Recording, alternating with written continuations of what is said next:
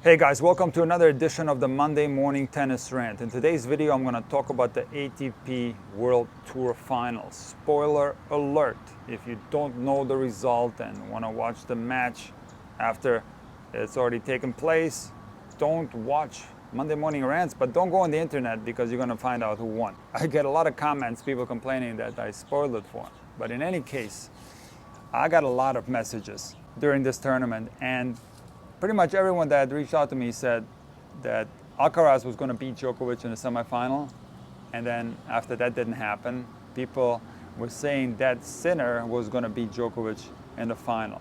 People can't wait for Djokovic to start losing, but my gut feeling was that Djokovic was going to win this tournament easily. Why? Because he's done this many times before. I've talked in my last Monday Morning Rant how Djokovic can go from playing his worst tennis to playing his best tennis in a span of a couple of days, and it's very usual for him to play worse in the beginning of a tournament and they play his absolute best tennis when it matters the most. And that's exactly what happened at the World Tour Finals. Djokovic had some patchy matches in the round robin. In fact, he lost to Sinner. He had a couple of other three-setters against Hurkacz and against Rune. But then in the semifinal against Alcaraz, Djokovic wins 3-2. In the final against Sinner, Djokovic wins 3-3. He absolutely destroyed those guys. And look, I'm really bored now with the GOAT debate. It's been settled months ago. Everybody's acknowledged it, even Rafael Nadal. So I'm not going to talk about who's the GOAT on my channel ever again. I've done it. But I'm rather going to talk about whether 2023 was Novak Djokovic's best year, because Brad Gilbert said that 2023 was Novak Djokovic's best year. I disagree with that, and I'm going to explain why. But before I tell you that, I'm going to read you the result that Djokovic had in 2023. So Djokovic started the year by beating Korda in the Adelaide final. He beat Tsitsipas in the final of the Australian Open. He lost to Medvedev in the semis of Dubai. He lost to Musetti in the second round of Monte Carlo. He lost to Lajovic in the quarters of Banja Luka. He lost to Rune in the quarters of Rome.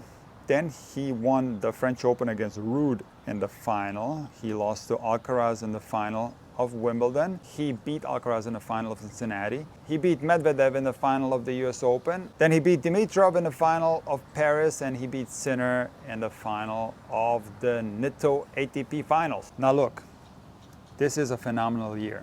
And if you go back to my Monday Morning Rant that I gave after Wimbledon, I said that Djokovic did not play his best tennis. And a lot of you guys were complaining, Nick, how can you say that? Alcaraz played great.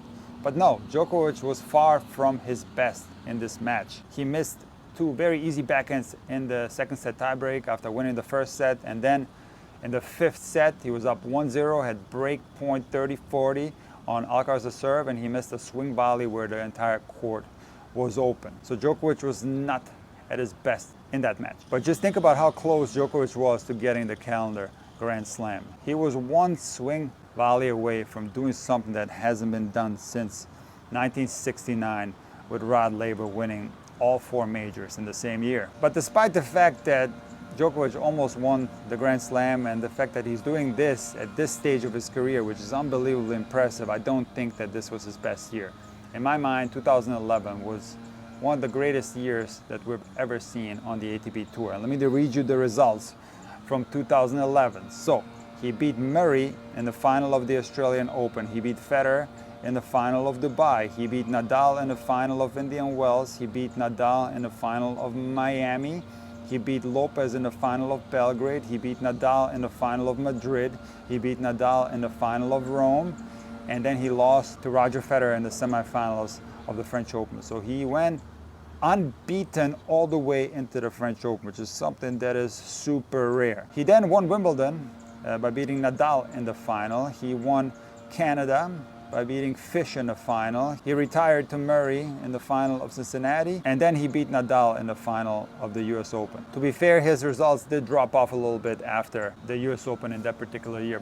But that year to me stands out as Novak Djokovic's greatest year. Not necessarily because his results were better. The results that he had this year are comparable. In the Grand Slams, they might actually be better this year. And the fact that I don't value Djokovic's 2023 season as high as some of his other seasons has to do with the quality of his opponents. Now, don't get me wrong, Alcaraz, Sinner, and Medvedev are phenomenal players, especially Alcaraz and Sinner. They are the real deal, but it is clear in my mind that Djokovic is a much better player. These guys are nowhere near Djokovic's level when it comes to the most important stages of tournaments. Medvedev was able to beat Djokovic once in the US Open final. Alcaraz was able to beat Djokovic in the Wimbledon final once. And Sinner was unable to take Djokovic out in the ATP finals. But these guys need to start beating Djokovic in the most important stages of tournaments, because if they don't figure out how to do that, they're going to be labeled as players from a weak era. These guys need to figure out how to beat Djokovic in the next 2 to 3 years, because if they start beating him when Djokovic is in his 40s, it's not going to mean as much. And I recall the moment that changed Pete Sampras' career when he lost to Stefan Edberg in the US Open final. That's when Pete Sampras recognized that he wasn't satisfied with making it to the final. He wanted more out of his career. So it's up to these younger guys to step it up a level. Again, I'm not saying that they're bad players. These are very nuanced statements that I'm making. This is maybe a 1% difference in certain elements of the game, especially the mental game. But it is clear to me that they need to turn it up a notch, or Djokovic is going to continue to kick their butts in the next few years.